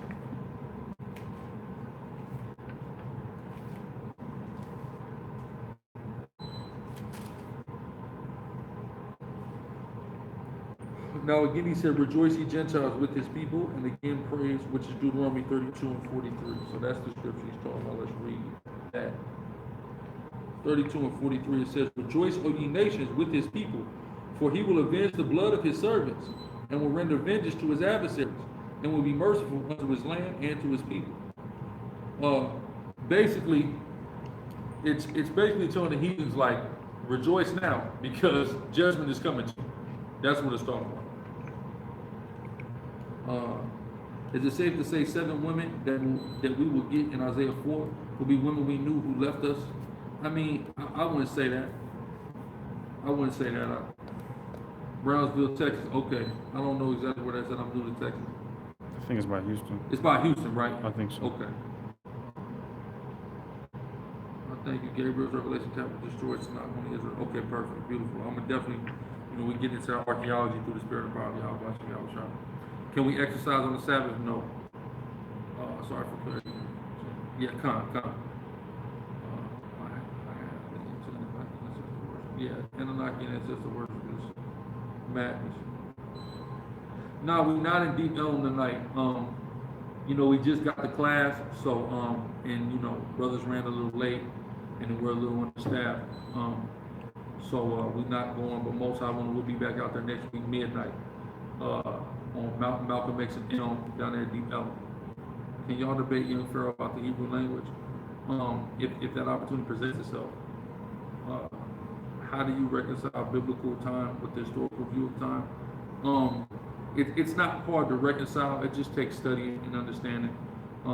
Deacon is currently actually working on an in-depth biblical timeline, so look out for that soon. And in order that the Gentiles might glorify the Most High for his mercy, as it is written, he can't be talking about judgment, brother. What are you saying? It can't be talking about judgment? Again, let's read the verse that he's quoting. Verse 43. "Rejoice, O ye nations, with his people, for he will avenge the blood of his servants, and will render vengeance to his adversaries and will be merciful unto his land and to his people. So the mercy is talking about is mercy for Israel. Judgment on the nations is mercy for Israel, brother. Yes, a lot, Rich Johnson. Yeah, and we're gonna do a video where we gonna blast out the address to here, and how we gonna do it. Lord willing is we're gonna be doing classes here Friday, 8 to 11, and then heading down to Deep Ellum and doing camp there from about 12 to about 1:30, 1:45. Lord willing, that's how we're gonna do it. But if you can't get out there tomorrow afternoon, Manny Griffin, one main place, will be out there for camp. Was the first when committed by human idolatry. What do you mean, Ken Lucas? Okay, yeah, Joel, come on down, brother. At the end of the day, get money, try to live the best way you can, and keep your eye out for the right man. Yeah, the best way you can live is according to the law, statutes, commandments of the Most High. That's the best way you can live. Do you know the spiritual formula to receive one's spiritual gifts? There ain't no spiritual formula to it. The Most High give a gift. Just heard today about this madness about Northern Kingdom only camps. The Moses cover earlier, but I'll see that. Hey, I would say that the Northern Kingdom only camp is a result of the Southern Kingdom vexing Ephraim. Right. You know, stop vexing Ephraim so Ephraim don't do that. Why does the chapter in Isaiah repeat in Kings? Because it's different perspectives of the same thing. So you'll see sometimes a prophet being quoted in a historical book, which is Kings or Chronicles of Samuel. How we can say every word of God is pure if the KJV has mistranslations of them, because the KJV is not technically that's not, Yahweh didn't speak in English in contemporary, not contemporary, rather, but modern English to the prophets. So when you look into the Hebrew, that's pure. The things that Yahweh said through his prophets are pure in the Hebrew. Shalom, Rich. Do we keep regenerating until Yahweh shall return? Yeah, we're going to keep regenerating after he returns as well. Regeneration is a natural process of life. It's a natural cycle. The same way rain is a cloud, then it rains, it comes down, it creates streams and ponds and puddles and all that, and then evaporates back up into the sky and becomes a cloud. Your life is on that same cycle.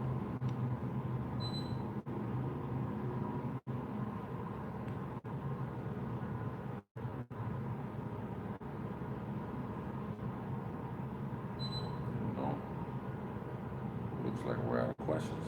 How do I just press the X in the top right? I believe so. So yeah, hold on. How is 2/3 going to get cut off? They're going to get cut off and they're going to get reborn. Yeah, Rich. Oh, I think he's answering the question. How do you recognize those with gifts? I mean, if they have that gift, you'll recognize it. You'll see it. One more question. So we won't die in the kingdom? No, we don't die in the kingdom. We get translated. Dying is you got cancer. Dying is you got hit by a car, you got shot in the head.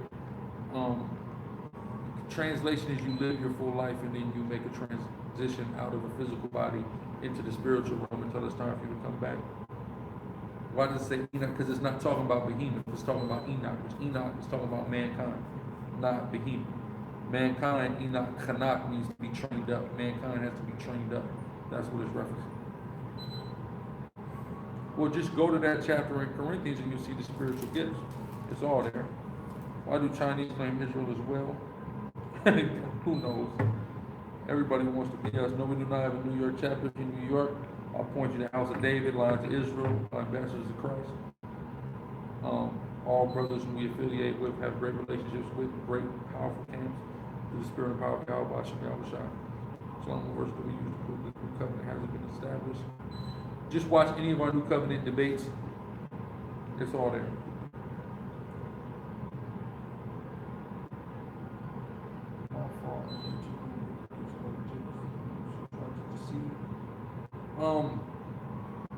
I mean, it's Satan himself is transformed into an angel of light. You gotta remember that.